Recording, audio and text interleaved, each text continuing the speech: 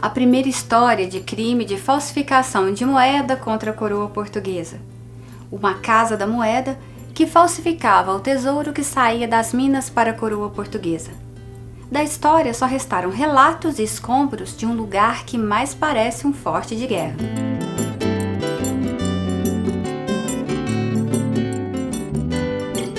A tradição do artesanato em couro de Cachoeira do Brumado e Conceição do Mato Dentro. Isto e muito mais vocês vão ver aqui, no Triângulo das Gerais.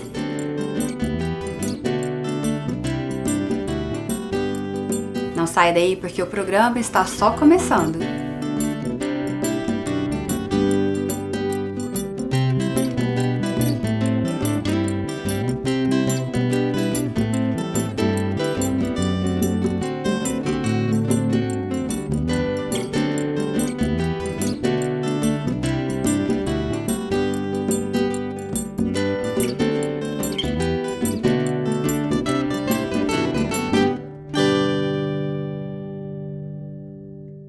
Patrocínio Algar, gente servindo gente. Incentivo, Lei Estadual de Incentivo à Cultura de Minas Gerais. A Casa da Moeda Falsificada. Podemos dizer que foi o primeiro crime de falsificação da moeda no Brasil, no final do século XVIII. Hoje, vamos conhecer um pouco mais dessa história. Confira!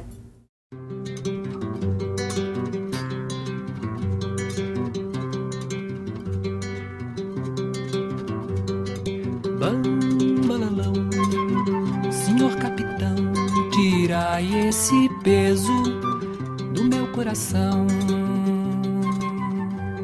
A Casa da Moeda, no município de Moeda, ocorreu da seguinte condição. Por volta de 1700, em Ouro Preto, existia grande extração de ouro para esse ouro ser levado para a Europa, principalmente para Portugal.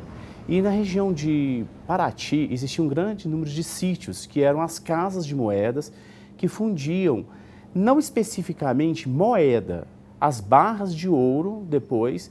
Então, os proprietários dessa extração de ouro, eles levavam esse ouro primeiro para essas casas de moeda, esses sítios em Paraty, e esses sítios, eles cunhavam esse ouro em forma de moeda, e colocava como se fosse uma tarjeta, chamava de quintadas.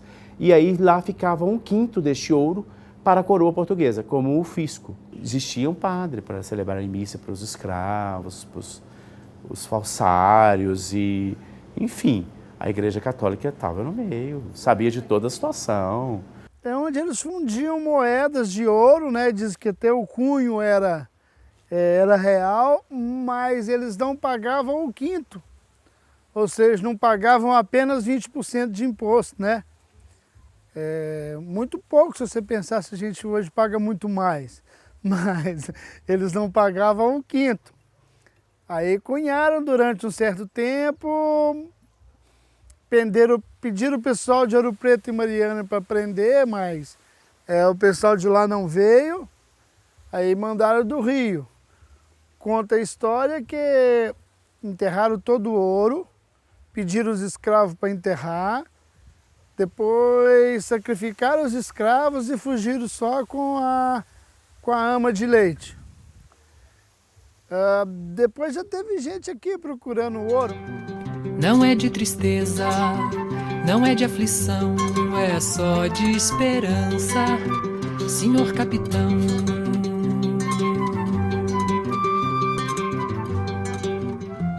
Ocorreu então uma traição. E então os escravos mataram o sobrinho de Francisco. Ao matar, eles dois se revoltaram, eles que eram sócios. Então houve a traição entre eles mesmos, Inácio Ferreira e Francisco Borges, por ter matado o sobrinho. E na hora que, então, vindo dessa morte, o próprio Francisco Borges foi quem foi ao comando, como se fosse o governador hoje, que governava a província de Minas, que ficava em Sabará, entregar a construção clandestina daquela casa de moeda. E até que, no dia 9 de março de 1731, Dom Diego de Cotrim, que era como se fosse o governador na época, desceu até a casa e descobriu o falsário, e aí houve uma revolução. E aí foi derrubado toda aquela situação de construção de moedas falsas. Essa clandestinidade aqui durou-se em torno de 25 anos, que foi no ano de 1700 a 1720, 25, e que, quer dizer, na época isso, né, é muito tempo, né? Então, até que eles vieram a descobrir essa situação de cunhagem de moeda de ouro aqui no pé da serra, de forma que os portugueses, a coroa portuguesa veio a acabar com isso aqui, aonde que morreram. Morreram muita gente, né, escravos da época, e foi como se diz, uma verdadeira guerra para estar se desfazendo isso aqui, né? Ela tinha 2 andares da casa onde era essa fabricação, onde tinha esse negócio de ouro. Então morava gente lá? Morava. O pessoal mais antigo fala que ela tinha uma varanda na frente ali, onde é que você teve, e do lado de baixo. Mas eu sempre recordo assim, eu tenho 45 anos e eu não conheço ela diferente. Sempre daquele jeito.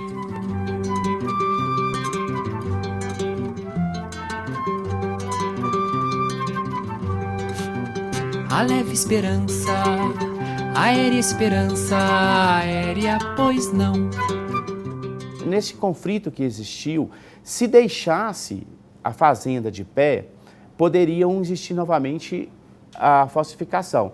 Dentro dessa linha de raciocínio, foi que o ouvidor, na época, que é hoje como se nosso governador da província, resolveu então a destruir. Então teve um ato de destruição, anos destruindo a casa, que era a fazenda, era um sítio, para esse fim, para que não houvesse mais a probabilidade de ocorrer esse tipo de falsificação. O papai é que contava para nós, assim, quando a gente estava com 10, 12 anos, nós rodeávamos em volta assim, do fogo que ele fazia assim, no chão, punha sabuco, fazia uma caeira, ele falava que é uma caeira de sabuco, punha fogo, e nós ficávamos ali em volta e nós apreciávamos ele contar aquelas coisas, ele ficava contando, mas detalhadamente, o papai contava tudo, porque ele era daquele tempo, ele lembra, e também lembra deles contar. E aí, esse dia que eu estou falando, que eles tinham muito medo de ser descoberto, essa fundição de ouro, esse dia chegou, porque descobriram e petecou o negócio todo. Sumiu todo mundo e eles dizem, eu não sei se é verdade, falam que eles correram e que eles esconderam esse ouro, fizeram buraco, diz que tem uma mina lá, não sei o que eles falam, que sai cá embaixo da estrada, que eles esconderam todas as ferramentas que eles trabalhavam, fizeram um tipo de uma mina, um chão adentro. E nunca mexeram nisso. Eu penso assim, será que tem isso mesmo lá? O pessoal já veio muito aqui procurar ouro e diz que tinha um túnel que saía de dentro da casa e ia até lá embaixo no córrego. E que tinha outras coisas, que você viu escravos que foram mortos a arrastar corrente, mas essas coisas geralmente são lendas, né?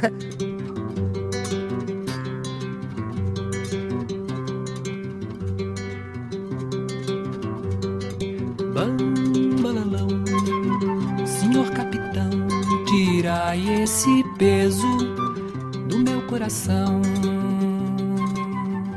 Ao serem realmente descobertos, 2 grandes falsários juntaram novamente com outros e procuraram uma região mais próxima de Ouro Preto. A escolha da Serra da Moeda é porque ficava na encosta da serra, então todos que passavam levando ouro para Paraty, na antiga Estrada Real, não tinham acesso de vê-lo que lá existia uma casa que cunhavam essa moeda. Era Inácio Ferreira e Francisco Borges, eles eram sócios.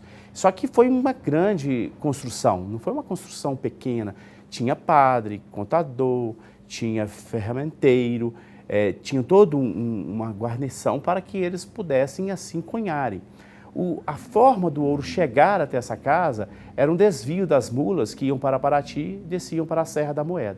Nesta época não chamava Serra da Moeda, chamava Fazenda da Boa Memória, e no Vale do Paraupeba em razão de um rio que ainda passa e tem o mesmo nome de Paraupeba.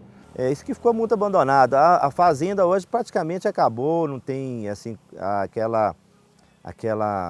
física, né? O estilo de uma edificação, mas e o pessoal também, muita gente veio e pegou as madeiras, pegaram as próprias pedras da construção, que são pedras imponentes, trabalhadas também pelos escravos para fazer uma estrutura de fortaleza mesmo, para estar impedindo assim, mesmo um acesso pelo fato que era muito ouro. A gente fala em ouro assim, parece que é um pouquinho, mas era muita coisa, era uma coisa bem significativa, né? Olha, a gente faz algum estudo e tenta preservar o lugar. Nós sabemos que tem um estudo muito grande, oficial, daquilo num museu lá em Lisboa. Então nós estamos querendo ir lá e ver se eles mandam material oficial para a gente, porque a gente não tem nada oficializado aqui, né? Nós estamos querendo ver se a gente consegue em Lisboa a história oficial e estamos tentando manter o local, né? A festa não contribui muito, mas ela também é tradicional, tem que ter. Então é tentando ajustar as coisas para que a história não morra, né? Em relação aqui à Casa da Moeda, né? A gente recordar no sentido dos antepassados, eu sempre escutei dos meus pais, dos meus avós, as histórias, né? E a Casa da Moeda Velha aqui, que a gente conhece dessa forma, ela sempre teve uma versão e para a gente, para nós moedenses, tem um significado muito importante como referência, vamos dizer assim, né? Porque a gente do município sempre joga, leva, mostra, relaciona a Casa da Moeda como um início de tudo. Um marco que a história de moeda do município começou aqui no pé da serra, né? E nós estamos resgatando a história novamente, né? Ela foi durante um certo tempo esquecida. Nós estamos tentando resgatar o que ainda temos de história daqui.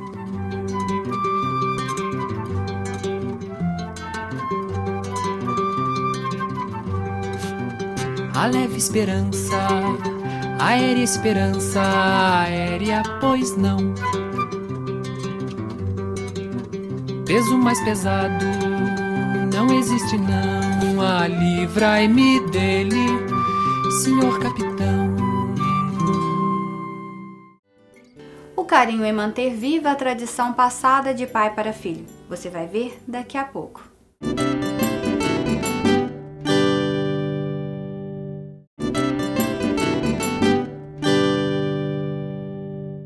A arte de trabalhar o couro em diferentes linguagens. A tradição que honra a memória dos antigos parentes. Veja a seguir.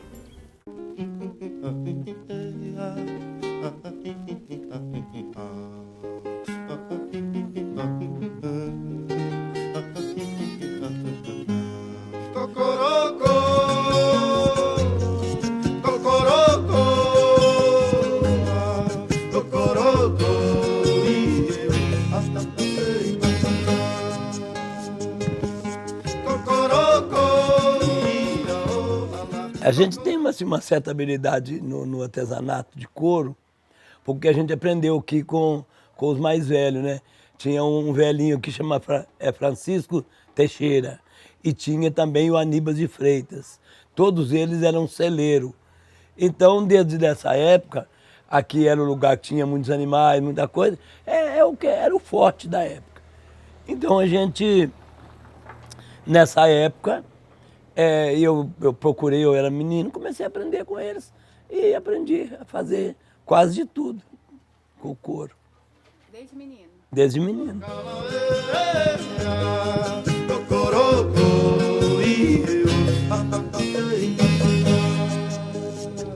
Neto da Siriema, irmão do Araquã, primo do Cotornis, filho do sol, astro-rei, compadre do Cancão, filho do sol, astro-rei, ave, pai, pé no chão, pé no solo, terreiro do galo, na montanha, na mata, sertão, e no solo. O meu pai era tropeiro, então era o O trabalho, afinal de contas, 80% do nosso arraial era tudo tropa.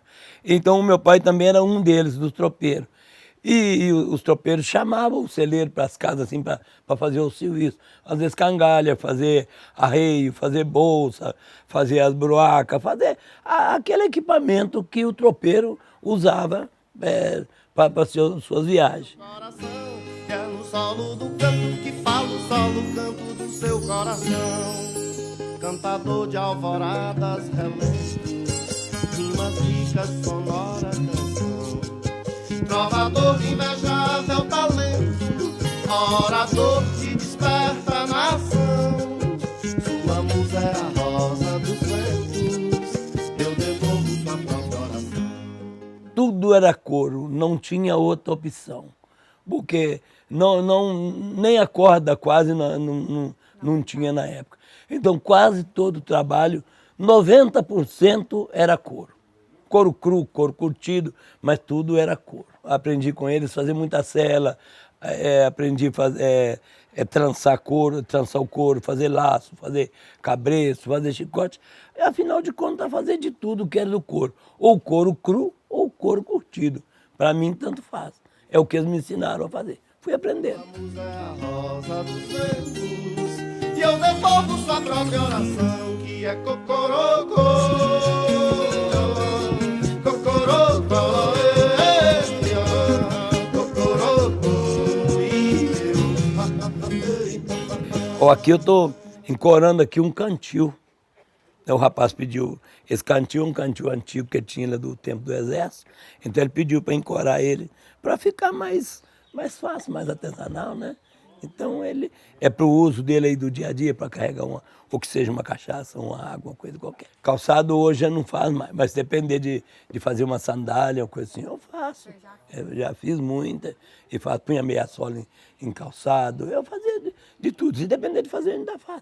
O que a gente sabe nunca esquece. Hoje a gente continua fazendo essas coisas, para não perder aquela tradição. E também é uma coisa que no nosso arraial aqui, pelo menos, não tem mais um celeiro. Então a gente faz um serviço como esse aqui, e trança um chicote, põe uma cabeça no arreio, arranja uma coisa, arranja outra, porque hoje as coisas mudaram. Antigamente a gente usava a tropa para o transporte, era o transporte, enfim, era tudo no lombo do burro, para todo lado. De tudo que se fosse fazer, dependia do animal. Agora, hoje a coisa mudou. Hoje já depende do animal, é para as cavalgadas, é para os passeios, hoje já usa para lazer, já não é mais para o trabalho. Mas de toda maneira, está recordando o passado. neto da Siriema, irmão do Araquã, primo do Codorniz, filho do sol, astro rei, compadre do Cancão. Meu pai é o caçula de uma família de mais ou menos 8 irmãos, que eu não estou me lembrando quantos são. E ele começou a trabalhar nesses artesanatos na época que eu tenho meu tio, que era você não era o mais velho, ele estava entre os mais velhos, como ele era o mais novo, e meu tio começou a ensiná-lo, sabe? Trabalhar fazendo as cangalhas, sempre em couro, sabe? Sol, astro rei, ave, pai, pé no chão, pé no solo, terreiro do galo, na montanha, na mata, sertão, e é no solo do canto que fala o solo, canto do seu coração, e é no solo do canto que fala o solo, canto do seu coração. E fazia também as sandálias. Naquela época, nem chamava de sandália, não, o povo falava mais alpercata. Era uma coisa muito grosseira, sabe? Que eles trabalhavam com... Mas é para o pessoal da roça, que usava essas sandálias. Então, foi justamente nesse tempo que começou a ter tipo uma revolução, que na época dos Beatles, Roberto Carlos, então o pessoal começou a optar pela calça jeans, que naquela época não existia. Quem tinha uma calça jeans, quando eu já estava mais velho, já estava com uns 15 anos, quem tinha uma calça jeans era só um pessoal de um poder aquisitivo alto. E essas moças, rapaz, tudo jovem, que hoje está com 70 anos, eles observavam, então, como eles estavam optando por essa coisa mais simples, o pessoal não estava parando de usar terno, essas coisas, eles começaram a observar essas sandálias que meu pai fazia para o pessoal da roça. Aí chegava uma mocinha, o seu João, eu queria fazer uma sandália, mas ela está muito grosseira. Aí ele começou a desenvolver umas mais delicadas para as moças, até para rapaz mesmo. Começou a desenvolver. E aí ele foi parando de fazer os arreios. Porque a procura começou e ele sempre foi fazendo só ele. Eu até ajudava. Cantador de alvoradas, relentos, rimas ricas, sonora canção. Trovador de invejável talento, orador que desperta a nação. Sua musa é a rosa dos ventos, eu devolvo sua própria oração. Sua musa é a rosa dos ventos, e eu devolvo sua própria oração, que é cocorocô, ia, ô, lala, cocorô, lala,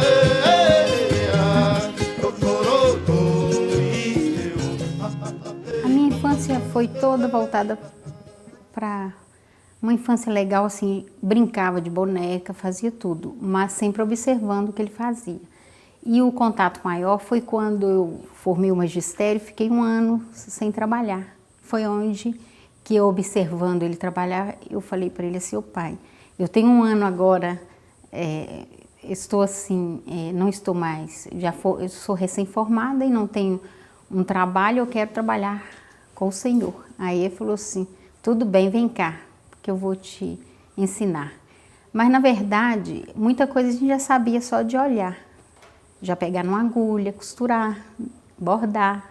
Já fazia de brincadeirinha, já mexia com facas amoladas, já cortava o couro. Então foi fácil. Peguei assim rapidinho os seus ensinamentos. E o tempo passou, tá? O Hélio, ele voltou a fazer os arreios, o Hélio fazendo as sandálias, e o Quinzé também. E a meninada, que já foi, começou a fazer as sandálias também. E aí começou muita gente fazendo sandália por conta própria, sabe? E meu pai fazendo os arreios. Que é no solo do canto que fala o solo canto do seu coração. Cantador de alvoradas, relentos, rimas ricas, sonora canção. Trovador de invejável talento, orador que desperta a nação. Sua musa é a rosa dos ventos, eu devolvo sua própria oração. Sua musa é a rosa. Sandália, costurar sandálias, achava o máximo, sabe? E ele às vezes não gostava que eu costurava as sandálias no pneu, que era forte, e ele falava assim: nossa, sua mão é muito delicada. Eu falei: obrigada. E vai ficar cheia de calo. Então ele preferia que a gente costurasse aquela sandália que tinha o fundo em couro mesmo, sabe? Mas mesmo assim, o desafio era tanto e a vontade que acabava a gente de vez em quando costurando as de pneu também. Fazia vários produtos em couros, né? Não só o arreio, como sandálias, capas de máquinas e máquinas fotográficas, né? E por aí, quando o cliente chegava e pedia ele para fazer alguma bota diferente, algum sapato diferente, então o desafio estava aí, para ajudar ele a criar. Ele criava e ajudava a aperfeiçoar, dava opinião, através do meu pai, João Major, o velho Major. Trovador de invejável talento, orador que desperta a nação. Sua musa é a rosa dos ventos, eu devolvo sua própria oração. Sua musa é a rosa dos ventos, e eu devolvo sua própria oração, que é cocorocô, ia, ô, lala, cocorô, lala,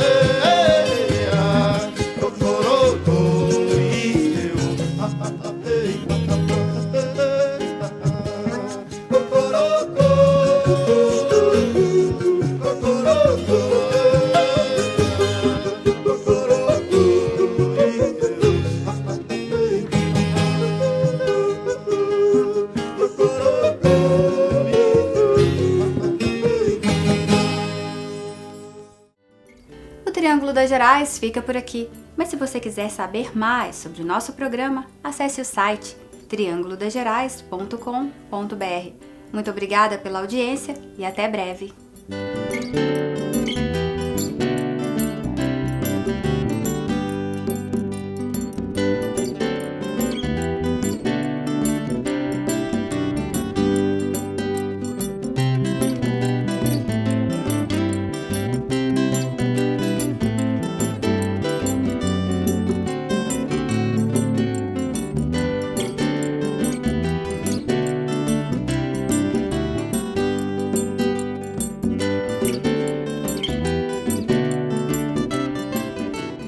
Patrocínio Algar, gente servindo gente. Incentivo, Lei Estadual de Incentivo à Cultura de Minas Gerais.